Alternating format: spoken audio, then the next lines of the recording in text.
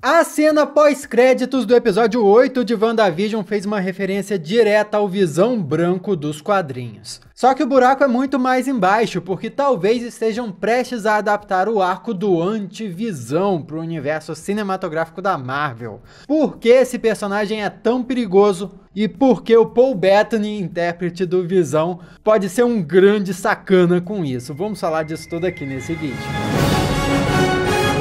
Olá, como vai? Tudo bem? Eu sou o Miguel Loquia e para começar a explicar e analisar essa cena pós-créditos, o melhor caminho é a gente acompanhar ela passo a passo. Inicialmente tá ali o diretor Hayward olhando pro Rex, que dá pra ver ali, parece ter um formato bem mais definido do que antes. Eles estão bem na quina ali do formato e chega a hora de ativarem o Visão Branco. Logo é revelado pra gente que ele tentou remontar o Visão várias e várias vezes. Ele não tinha recuperado o corpo só pra pegar o Vibranium de volta, mas sim queria uma arma pra ele, assim como a gente tinha teorizado nos vídeos anteriores. Sabe, talvez toda a tecnologia da espada de inteligência artificial, nanotecnologia e robôs tenha sido derivada desses estudos todos que a agência fez em cima do corpo do Visão. E agora, graças à energia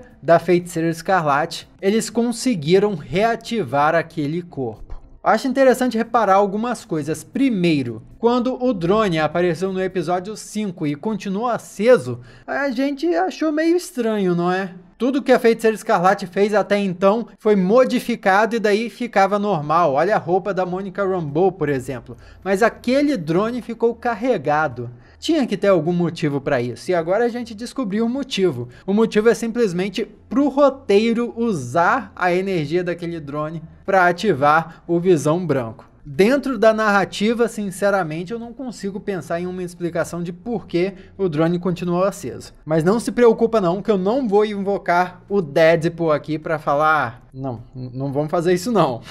That's just lazy writing. E outra dúvida que fica também, se os poderes da Wanda são mágicos, se tudo que ela fez até então em Westview foi a partir de bruxaria, magia do caos, significa que a tecnologia humana consegue controlar essa magia também? É interessante reparar que o Visão tá totalmente branco mesmo, uma referência direta a ele nos quadrinhos. E eu acho que isso serve para mostrar também que não tem nada do Visão antigo ali. Afinal de contas, o Visão morto, ele ficou com o seu corpo cinza e não branco daquele jeito. Alguma coisa a espada fez para mudar a aparência do personagem e até de alguma forma reconstruir aquilo na testa dele. Fica a dúvida, o que está na testa do Visão agora? Não é uma joia do infinito. E outra coisa muito interessante também é que o projeto que estava estudando ele se chamava catarata. E olha só, catarata é uma doença que afeta a visão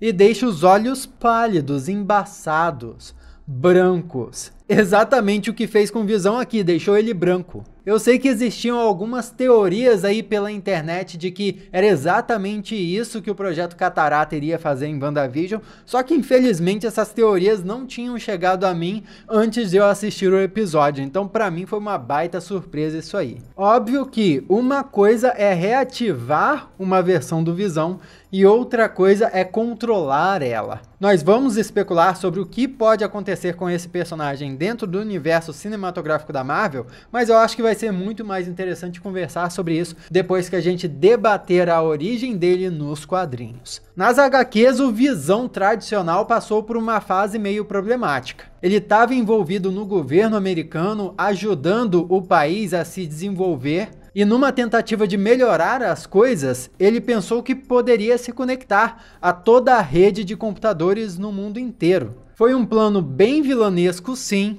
só que com boas intenções, tanto que no final das contas o Visão desistiu desse plano e deu para trás. É depois desse plano mirabolante que não deu certo que ele foge com a Wanda para eles tentarem viver uma vida normal novamente, porque eles já haviam tentado antes e não tinha dado certo. E daí os acontecimentos se desenrolam, os filhos deles nascem, só que no meio disso tudo o Visão é encontrado por agentes do governo americano e ele é desmontado. Eventualmente os Vingadores reencontram ele e o Hank Pym faz tudo o que pode para reconstruir o Sintozoide. É interessante mencionar que nos quadrinhos foi o Hank Pym, basicamente, o responsável pela origem do Visão, porque foi ele que criou o Ultron, diferente do universo cinematográfico da Marvel, onde a origem do personagem está muito mais atrelada ao Tony Stark. Mas enfim, o problema começou quando Simon Williams, um super-herói também conhecido como Magnum, se recusou a oferecer os seus padrões cerebrais ao Visão novamente. Porque como eu já expliquei nesse outro vídeo aqui, o Visão originalmente foi feito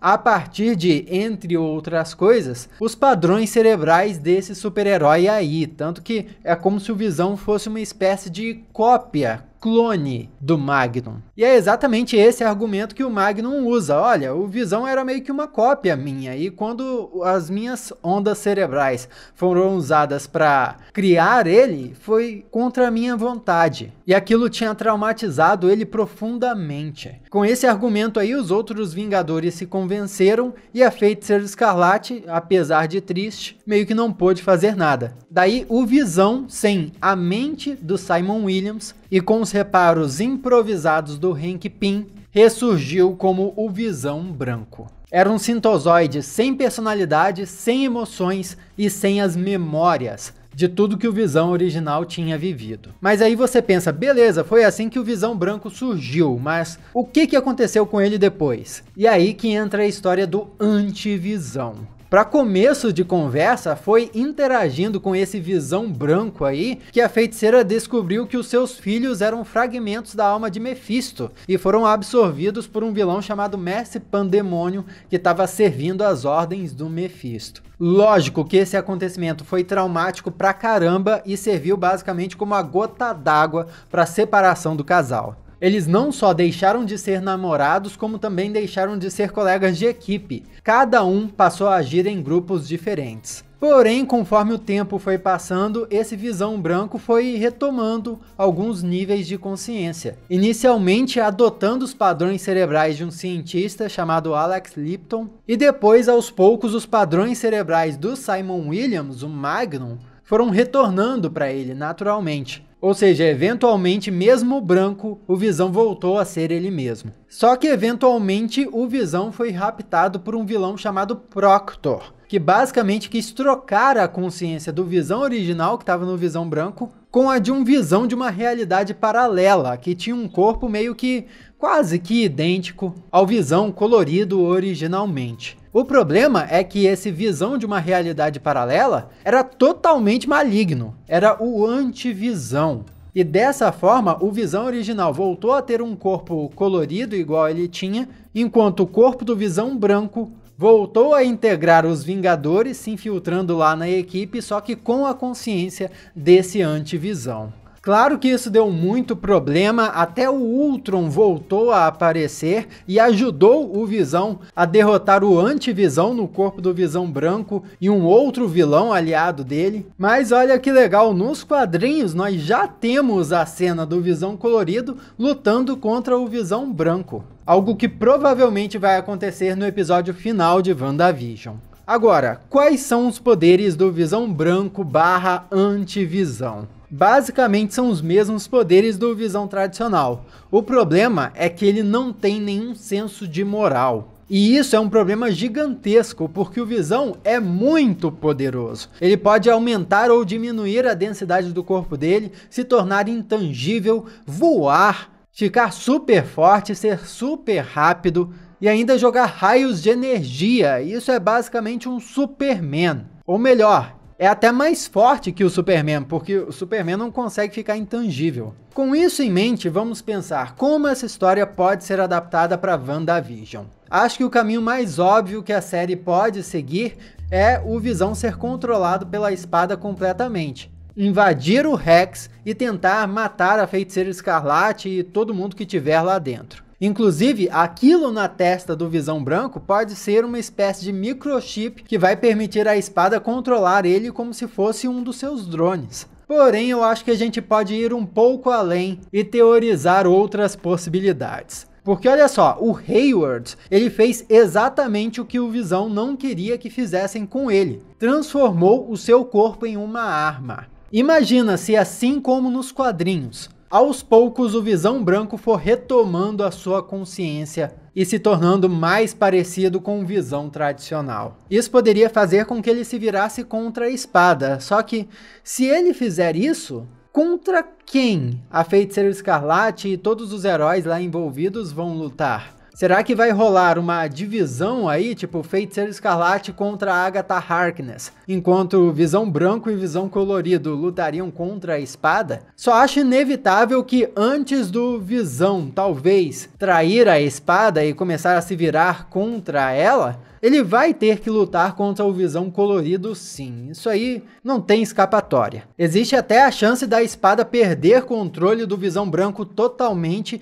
e daí ele virar um vilão contra todo mundo, só querendo destruir tudo mesmo. Mas o interessante desse Visão Branco começar a recobrar as suas memórias e se tornar cada vez mais parecido com o Visão tradicional é que, depois da queda do Rex, o Visão poderia continuar existindo, porque a gente já sabe que o Visão que existe dentro de Westview não pode sair de Westview. Se ele sair, ele vai desaparecer, vai morrer, vai virar poeira. Portanto, as únicas formas que eu consigo enxergar do Visão continuar existindo depois de WandaVision seriam se ele tivesse vindo do multiverso mesmo, e daí beleza, ele fica na nossa realidade e já é. O que infelizmente não explicaria por que ele não pode deixar o Rex. E a outra possibilidade é se ele voltar a existir através do Visão Branco. Apesar da Feiticeira Escarlate e dos Vingadores pensarem que a joia da mente na testa do Visão era o que tornava ele vivo, nós vimos através do que os personagens disseram em Vingadores Guerra Infinita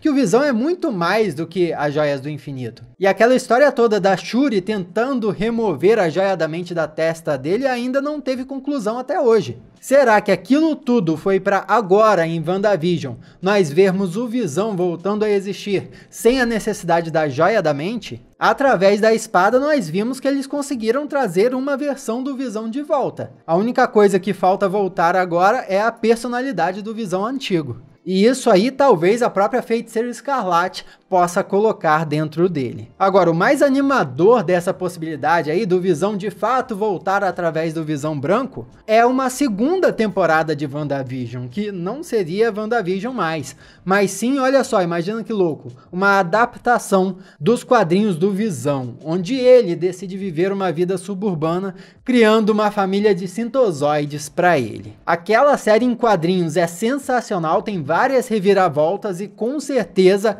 existe espaço para uma série com muitas reviravoltas no mesmo estilo também. O único obstáculo no caminho aí é, se o Visão de fato voltar, a Feiticeira precisa decidir não ficar mais com ele.